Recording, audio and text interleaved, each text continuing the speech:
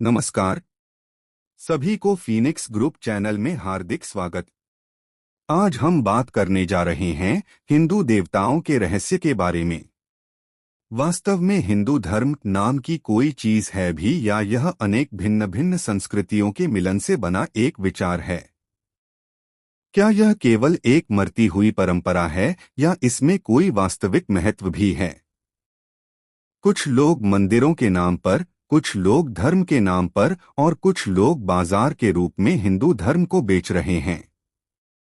कई लोग शिवकाशी से छपकर आने वाली देवताओं की तस्वीरों को ही पूजा का प्रतीक मानते हैं। कई हास्यास्पद रूपों को देखकर भी लोग आंख, नाक, कान जोड़कर उनकी आराधना करते हैं। प्रार्थना करने वाले और प्रायश्चित करने वाले भी कम नहीं। सिर्फ कागज पर धर्म लिख देने से वह उपयोगी हो जाएगा, क्या ऐसा है? क्या इस धर्म के अनुयायी वास्तव में धर्म का मर्म जानते हैं? और जो स्वयं को कट्टर भक्त कहकर चलते हैं, वे भी हिंदू धर्म के वास्तविक शास्त्रों को जानते हैं क्या? यह तो अनादिकाल से हमारे देश में विद्यमान धर्म है। क्या किसी ने इस धर्म की मूल भावना और स्वभाव पर विचार किया है?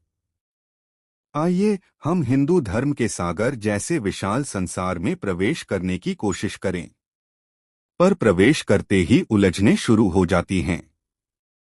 यहाँ हमें कितने ही देवता दिखाई देते हैं, कितनी ही विचारधाराएं मिलती हैं। आखिर इन सबकी नींव क्या है? केरल के कुछ प्रमुख सन्यासियों ने तक कहा कि शिव शब्द ऋग्वेद में नहीं था, बाद में द्रविड़ धर्म से लिया गया। जबकि ऋग्वेद में सप्तशिवा यानी 7 शिव का उल्लेख है। कई घरों में जहां विद्यार्थी होते हैं, वहां सरस्वती देवी की तस्वीर रखी जाती है। लेकिन उस तस्वीर में 4 हाथों वाली देवी सरस्वती को ब्लाउज आदि पहना दिया जाता है। सवाल उठता है, 4 हाथों वाला ब्लाउज आखिर किसने सिला? अगर यह प्रश्न कोई पूछ ले तो तुरंत कहा जाएगा कि यह देवता का अपमान है। गोवर्धन उठाते हुए श्री कृष्ण की तस्वीर सबने देखी होगी।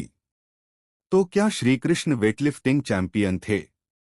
भागवतकार कहेंगे, यह भागवत में लिखा है कि श्री कृष्ण ने गोवर्धन उठाया। तो सोचिए, जैसे गांधी जी ने हरिजन उद्धार किया, वैसे ही यदि कोई चित्र हो जिसमें गांधी जी कई हरिजनों को उठाकर खड़े हों, तो क्या यह हास्यजनक नहीं लगेगा?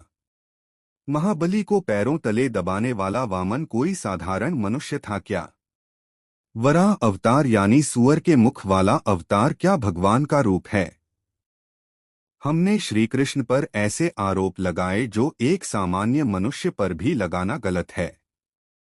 एकनिष्ठ पति श्री कृष्ण को हमने 16,108 पत्नियों से जोड़ दिया और फिर खुद को कृष्ण भक्त महात्मा कहकर घूमते हैं। असल में गोवर्धन उद्धारण का अर्थ है कि कृष्ण ने गोवर्धन को जनजीवन के अनुकूल स्थान बनाया, पर हम उसका अर्थ समझ नहीं पाए। आजकल जो क्रियाकलाप किए जाते हैं, जैसे साइकिल यज्ञ, सर्प यज्ञ, ये सब असल धर्म की समझ न होने के कारण उपहास का कारण बन गए हैं। यज्ञ का अर्थ है दान, देव पूजा और संगीताराधन। दान करना यज्ञ है। जो प्रकाश देता है और जो प्रकाश फैलाता है वही देवता है। सूरज प्रकाश देता है तो वह देवता है। माता पिता प्रेम फैलाते हैं तो वे देवता हैं। उनकी सेवा करना देव पूजा है। उन्हें प्रसन्न करना किसी भी कार्य की सिद्धि है। यही यज्ञ का वास्तविक अर्थ है। लेकिन आज लोग पूछते हैं, विष्णु के 4 हाथ क्यों? गोपालक कृष्ण क्या कोई साधारण लड़का था? पलकड़ समुद्र में शयन करता विष्णु कौन है? गरुड़ कैसे उसका वाहन बना? क्या यह सब केवल कहानियां हैं या इनका कोई वास्तविक आधार भी है? हमें चाहिए कि हम सच्चे मन से हिंदू देवताओं के रहस्य को समझने का प्रयास करें। महाभारत, भागवत, विष्णु पुराण आदि ग्रंथ सप्ताहों में सुनाए जाते हैं।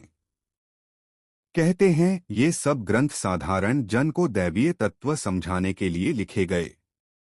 लेकिन क्या कभी किसी ने वेद सप्ताह करवाया है? कारण साफ है, ऋग्वेद, यजुर्वेद, सामवेद, अथर्ववेद, इन चारों का गहन अध्ययन करने वाले बहुत कम हैं। अगर कोई इन्हें पढ़ भी ले तो लोग मजाक उड़ाते हैं। आज गजानन, विष्णु, शिव, अयप्पा, शक्ति आदि के रहस्यमय अर्थों को छोड़कर केवल सही व्याख्या की जाती है। वास्तव में आज जो पूजा पद्धतियां दिखती हैं, उनकी जड़ें वेदों में ही हैं। लेकिन विकास की भीड़ में देवताओं के वास्तविक स्वरूप को ही उलट-पलट कर रख दिया गया है। अगले भाग में हम जानेंगे 33 करोड़ देवताओं के रहस्य के बारे में। अगर आपको हमारा यह वीडियो पसंद आया तो कृपया हमें सपोर्ट करें, वीडियो को लाइक करें, कमेंट करें और शेयर करें। साथ ही बेल आइकन भी दबाएं। सभी को शुभ दिन की शुभकामनाएं। धन्यवाद।